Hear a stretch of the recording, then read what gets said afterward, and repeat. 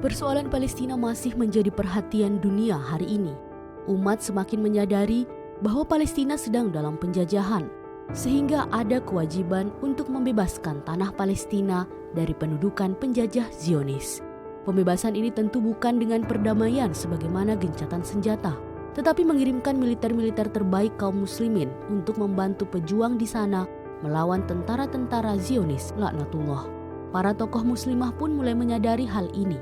Berikut wawancara inspirasi tokoh muslimah.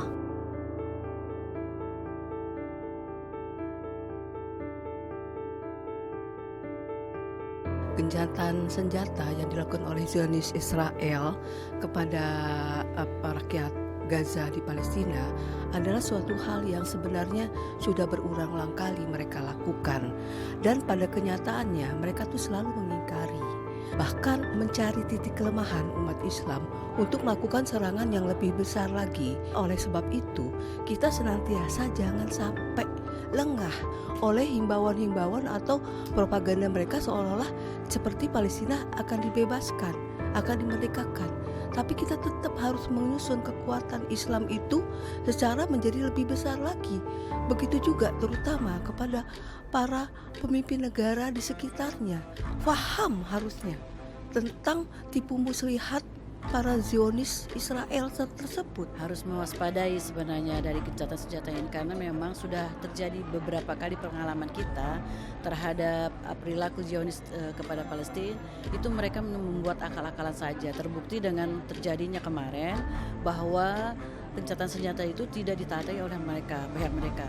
Beberapa jam itu terjadi lagi gencatan senjata, maksudnya pemboman terhadap masyarakat sipil seperti itu. Jadi memang itu tidak bisa kita biarkan ya, karena harus tetap kita waspadai dan tidak benar.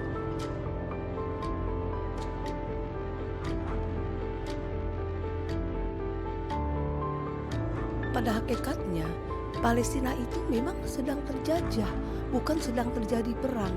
Maka oleh sebab itu, untuk pembebasan negara Palestina itu ada hukum bagi umat Islam, yaitu fardu ain dan fardu kifayah. Fardu ain itu terutama itu melekat pada negara-negara Islam di sekitar Gaza, di sekitar Palestina. Jadi seperti Saudi, Oman, Sudan, Syria, Mesir, Turki, ya seperti itu. Untuk bagi kita Indonesia itu fardu kifayah. Namun harusnya pemimpin negara itu harus mengirimkan tentara, karena ya apple to apple, ya kan? Karena genosida bagi penduduk Palestina ini harus dihadapi dengan secara militer juga, tidak bisa dengan cara lain. Nah, yang berkaitan dengan ini sebenarnya tuh ada beberapa versi ya untuk pengiriman tentara ke pihak Palestina ini, karena apa? Terikatannya di dunia internasional itu terhadap undang-undang mungkin ya, dan hubungan-hubungan bilateral internasional seperti itu yang membuat hambatan tentara itu untuk bisa hadir. Nah, sebenarnya cara yang paling efektif untuk menumpas kezoliman ini adalah dengan tentara kita, yang itulah yang dihambat oleh mereka seperti itu. Dengan adanya border dan tentara-tentara yang lebih mendukung pihak Zionis itu.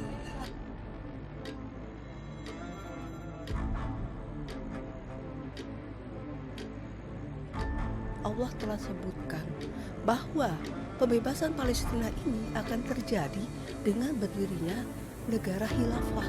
Nanti komandannya khalifah itu akan mengirimkan untuk membebaskan Palestina merdeka secara permanen.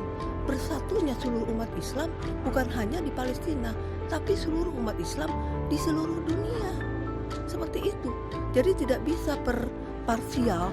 Sementara kita harus menyelesaikan persoalan ini secara permanen, sebagaimana metode Rasulullah, sebagaimana aturan yang Allah telah tetapkan di dalam Al-Quran. Negara yang betul-betul yang mampu ya untuk menggempur pihak Zionis ini adalah tentara-tentara yang seperti tentara-tentara khilafah gitu ya. Orang-orang yang betul-betul memiliki keimanan bahwa negara ini adalah tempat yang dijanjikan oleh Allah Subhanahu wa taala untuk dimerdekakan seperti itu. Jadi negara yang aman nanti karena seperti nubuah Rasulullah SAW. Dia memang negara yang harus mempersiapkan orang-orangnya yang betul-betul memiliki tekad untuk membela Islam secara keseluruhan, secara kafah.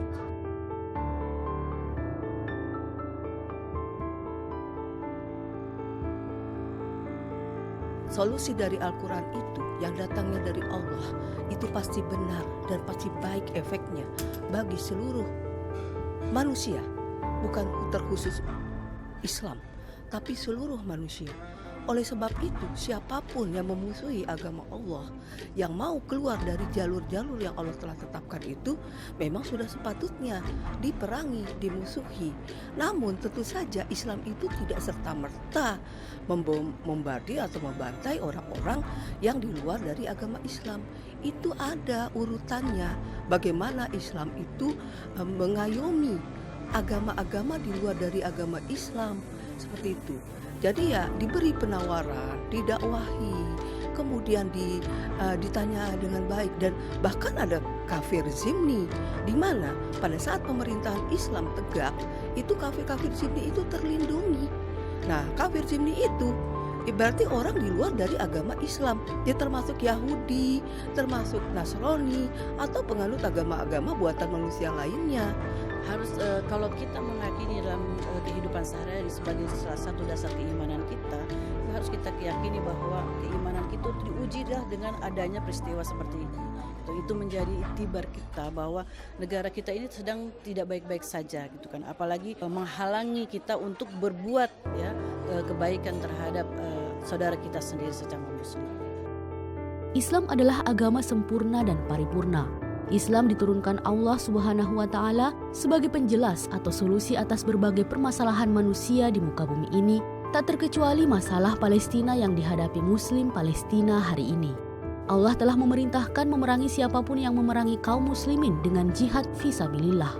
Inilah solusi permanen atas persoalan Palestina. Zionis Yahudi tidak pantas dibiarkan bercokol di tanah Palestina.